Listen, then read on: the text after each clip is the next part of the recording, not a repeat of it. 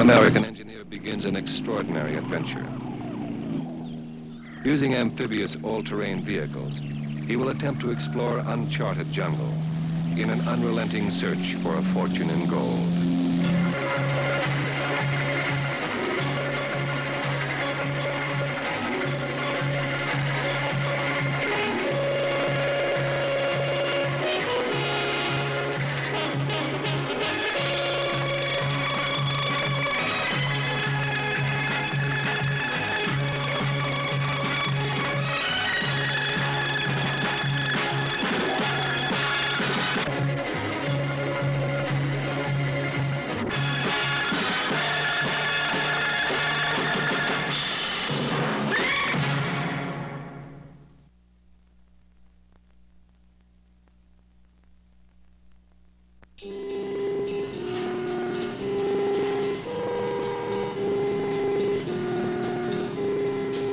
Los Angeles waterfront on a warm July morning. Workmen load a Pacific freighter bound for South America. Among the cargo today, 2 amphibious landing craft, newly painted veterans of World War II. They have been rebuilt by a bright young engineer from Salt Lake City, a man about to embark on a challenging mission. He has specially outfitted these vehicles for an extraordinary exploration. Their destination, the remote and trackless jungles of Ecuador. Their mission is an alluring one, a modern quest for a fortune in gold. The engineer who conceived the operation, Don Kelly, a 33-year-old civil engineer, an experienced hand with heavy equipment, a veteran of tough mining operations.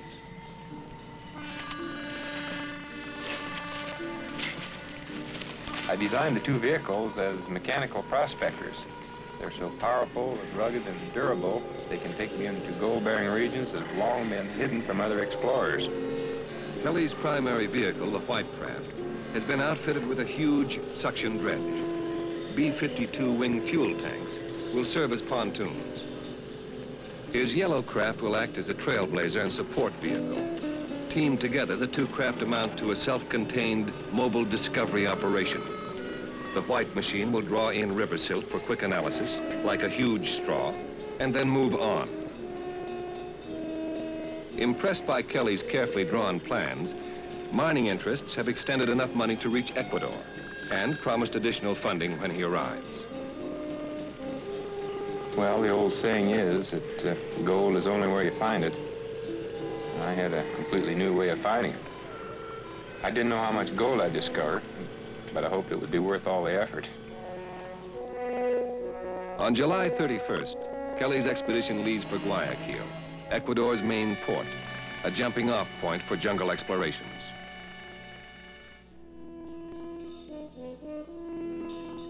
Kelly's plan is to cross the towering Andes to the uncharted eastern slopes. There he will attempt to explore the gold-bearing headwaters of the Amazon.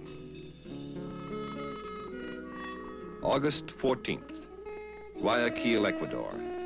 Kelly and a hand-picked crew of miners arrive in high spirits, anxious to get underway.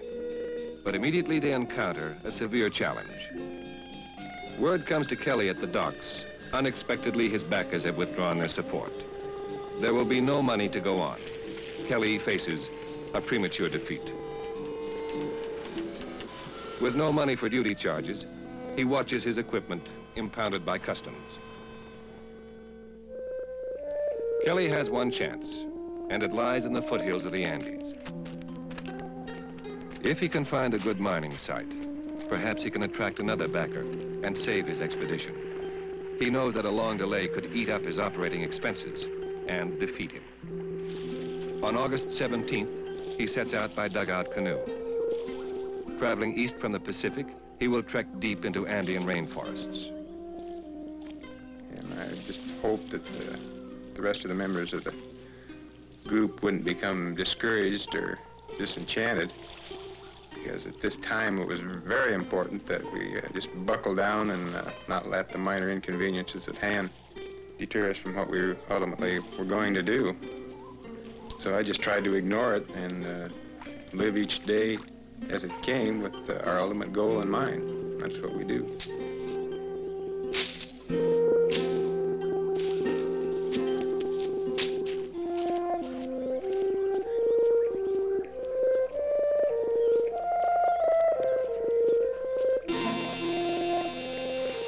August 20th, Kelly encounters a team of Ecuadorian placer miners. Surveying the area, Kelly finds enough positive evidence to wire American friends for support. There are people living throughout all the rainforests and gold-bearing areas of Ecuador that eke out a meager living washing gold by hand. If these people could make a living on their level, we could come in with our sophisticated equipment and perhaps have a very successful venture.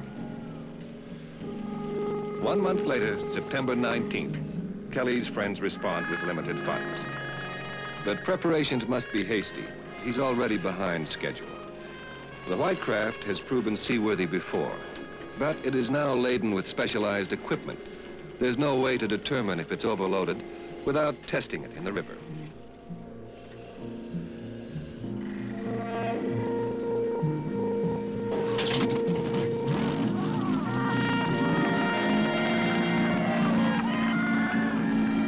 Despite Kelly's misgivings, the amphibious vehicle seems to maneuver well. But the maiden voyage is interrupted. The craft begins to sink. Submerged the main engine, and we lost it.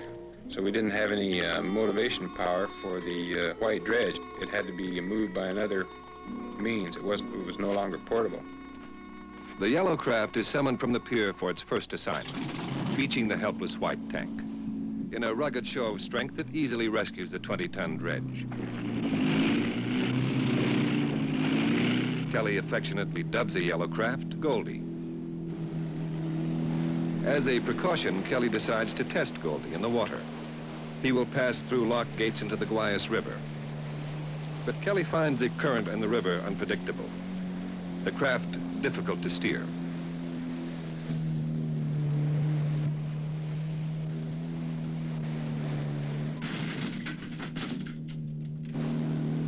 When we made it through the locks, I thought, well, at least we're making some progress.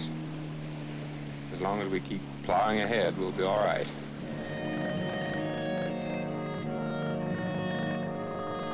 September 26th, 1 week later, an industrial yard serves as temporary base camp.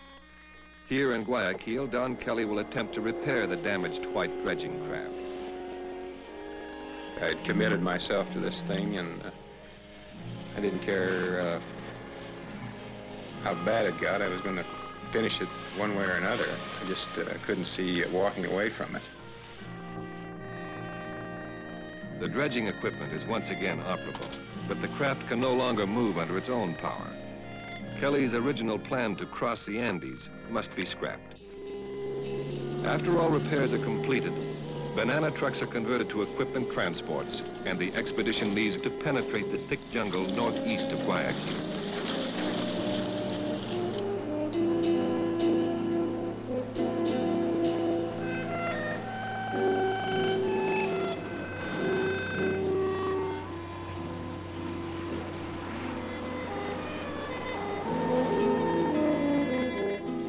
Getting out of town lifted our spirits. We felt we were past the worst of the problem. From here on out, nothing could stop us. But problems do continue. Flat tires and engine breakdowns plague the expedition.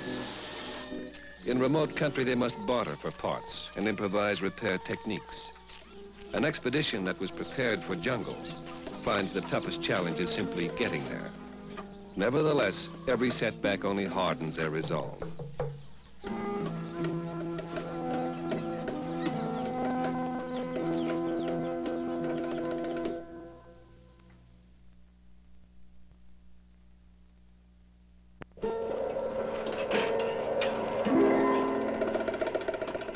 September 30th, a small farm at the edge of